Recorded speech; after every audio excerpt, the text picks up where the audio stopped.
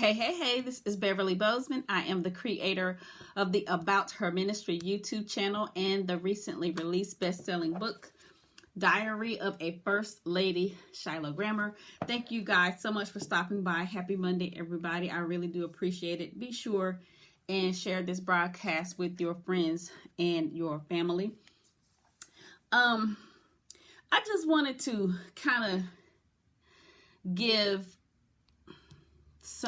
it's really my opinion, but it's, insight into some things, or I guess a way of people share their thoughts. I'm going to try and, anyway, so I was listening to this person who was a minister, and they were preaching, it was on YouTube, and they were talking about how it was nobody in particular. They were talking about you're in a relationship with a guy who's a dog. Well, guess what? You chose him. So, you know what I'm saying? You're in love with a dog. So what does that make you? A dog lover. That's your fault. And, I didn't like that. It wasn't, it wasn't meant towards me. But if somebody was listening and they had made the choice to get involved with and marry somebody who was mistreating them and was acting like a dog towards them, how is it their fault? I have heard for years people say that who you decide to marry, have kids with, who you seriously date or whatever, they are a product of your intelligence. I don't agree with that. It's your fault that you're in a bad marriage. How is that? If you are, now we all know, those of us who have been dating forever or whatever, when you date somebody in the beginning, you are dating their representative. You're not really dating who they really, honestly, truly are. And you're not going to see that until you get really into a serious relationship. Time will go on and you'll get to know them better. You'll either move in, get married, move in together, or spend all of your time together. And after a while, you pick up some of the signs and some of the signs and some of their habits and the isms and schisms and things like that, to where you can kind of figure out who they really are. And you'll see their heart, and you'll see their state of mind and all this other stuff. So, we all get to meet somebody's representative. So I don't think that's a fair statement. You're in a bad relationship. That's your fault. You chose it. I don't think it's right to put that on somebody, because if somebody is in a really bad marriage, regardless of the reason why it's bad, it's just bad, they already feel like trash. Their self-esteem has got to be 12 feet under the ground, and you're going to say, well, it's your fault. It's your fault your husband's cheating on you and bringing you diseases and having babies outside of your marriage. That's you being stupid marrying him. You chose him. I think that is so idiotic. Yes, you chose, but I can't say I don't think anybody marries somebody knowing that they're a dog, because some people do.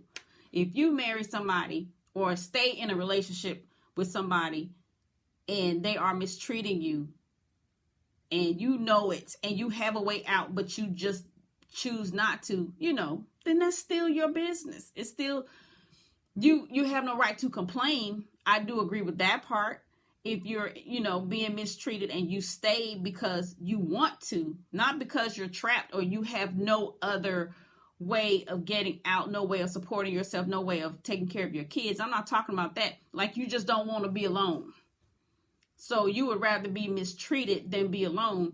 Then you can't complain about nothing, because that's your choice.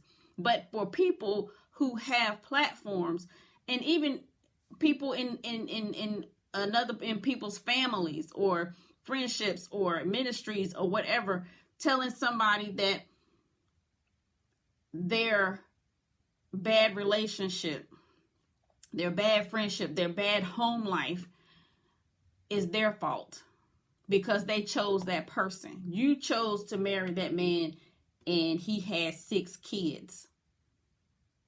That's your fault that y'all ain't never got no money. Stuff like that. I just think that's mean.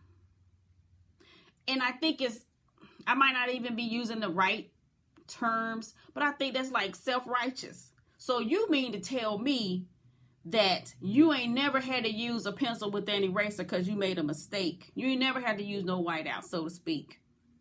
Every choice that you made was perfect. So that's what you telling me. How do you think that makes somebody feel? Like, I was kind of a victim of that. I'll say that when I was going through my divorce, and I was confiding in somebody about something that I was going through regarding my separation and my divorce, and they said, "Well, you chose him." Well, what does that have to do with what we're going through right now? My crystal ball was in the shop when I was dating him, so there was no way of me knowing what was going to happen down the road. And I got accused of being sarcastic and being angry. It ain't my fault your marriage didn't work out. Don't take it out on me. And I was already feeling like trash because, I had lost everything I had. Living with my mama, with my child, a single mother, not planning to be. And you're going to tell me it's my fault that my marriage didn't work out because I chose to get married. I think that's just so stupid. I would never say that to nobody. So I guess I'm saying all of that to say, yes, we do have a responsibility to know who it is that we are. And it's not just marriages. It's also friendships and business relationships and joining ministries and people we are partnering up with to start businesses and people that we knew way back in the day and we choose to have new relationships with or whatever. Every choice when we're dealing with people, it is really a roll of the dice. You don't know who you're getting. You don't know what they are really like at heart. You can work with them every day. Like my kids, they're not the same kids they were this time last year because they're learning their way through life and figuring out who they are. So I can't even say I know my kids. So when stuff starts to happen, I can't say I never thought you would do that and let that be the thought all across the board. Some things would be a surprise because I did not raise my kids to be, think, do, say, act a certain way. Yeah, but they're becoming their own people. I'm just, I was just bothered almost all day about that thing.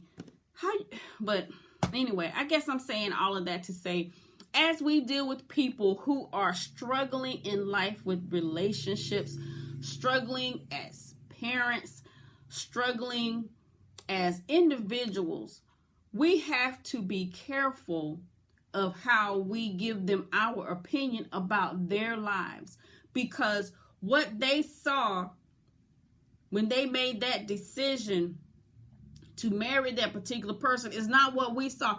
We don't know what they were told. We don't know what they were shown. We don't know any of that.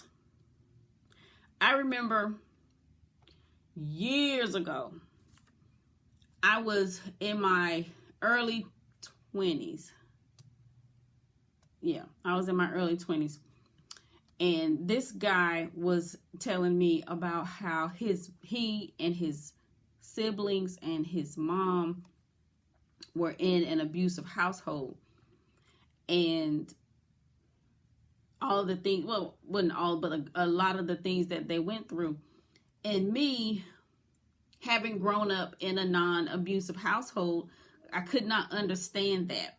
I remember watching Lifetime and seeing, abusive situations, and the woman would leave and snatch her kids in the middle of the night and run and da-da-da. So I asked the dude, I'm like, well, why your mama stay? I mean, if y'all getting beaten by your dad, why she keep y'all in that environment? He was like, because her family was all the way on the other side of the country, and we didn't have anywhere else to go, and she was, he didn't let her work, all this stuff. I was like, well, that's her fault. She could have put y'all in the car and just drove and then found a job somewhere. That's her fault. I remember saying that because the look on his face was so wounded. I was in my 20s. Chalk that up to me knowing everything in my 20s and watching Lifetime. And it made me feel so bad when I saw his face.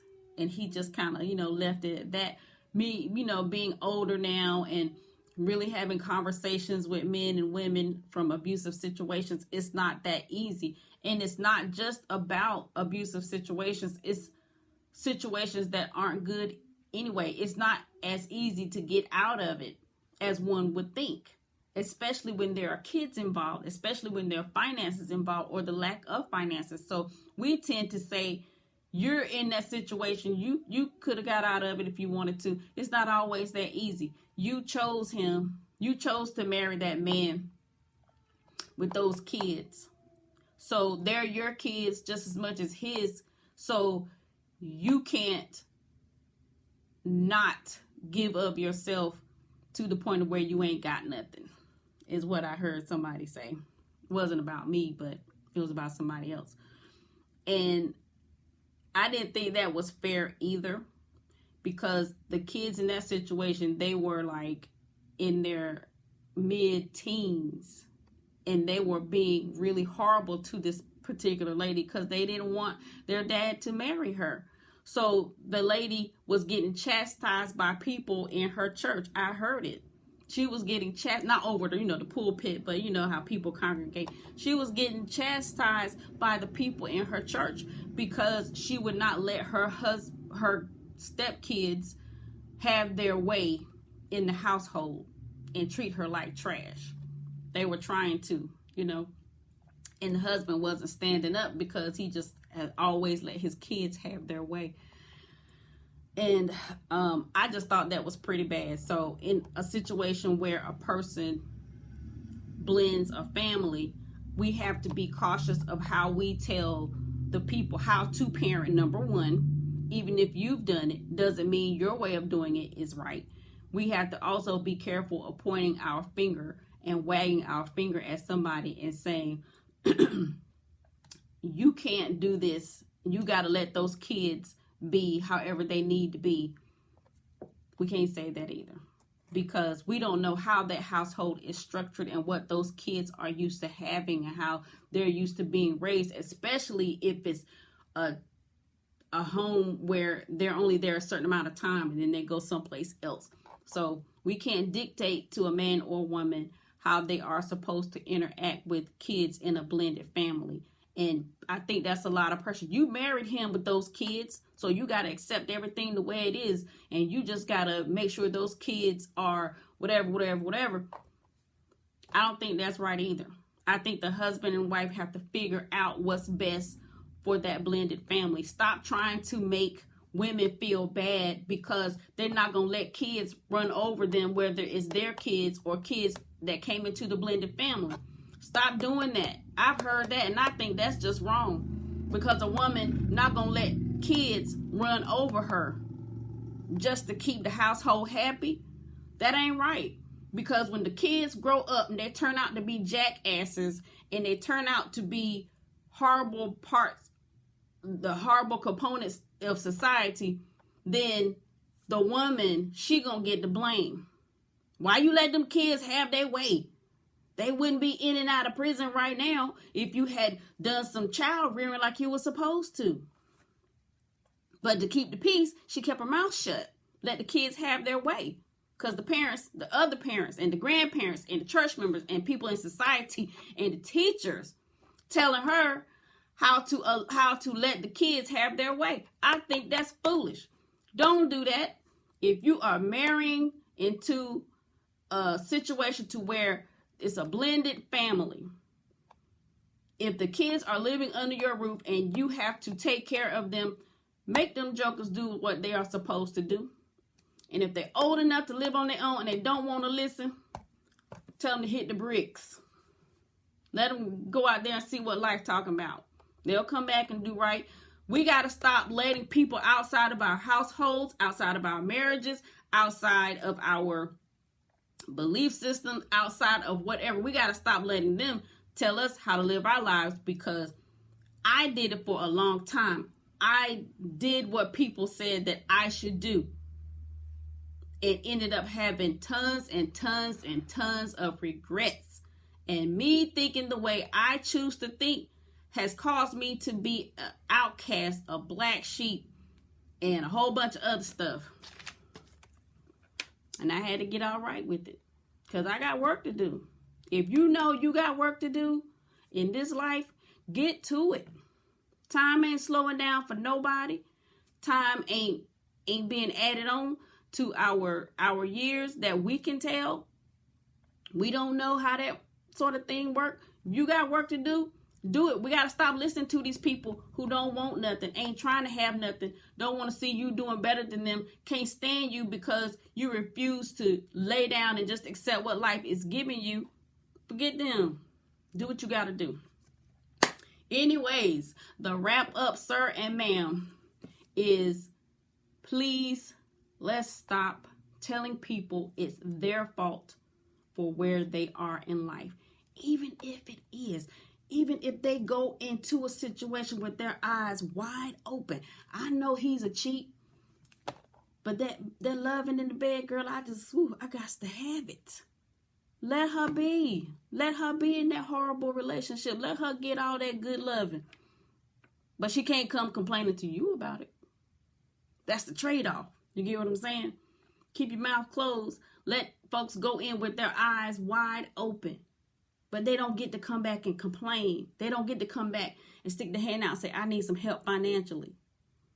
And they know that they are poor stewards over their money. That's the trade-off for it.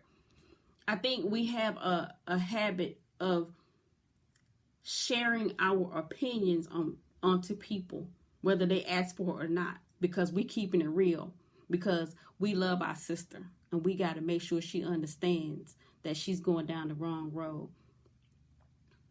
If you have that type of relationship to where she's okay with that, then fine. But don't just volunteer the information.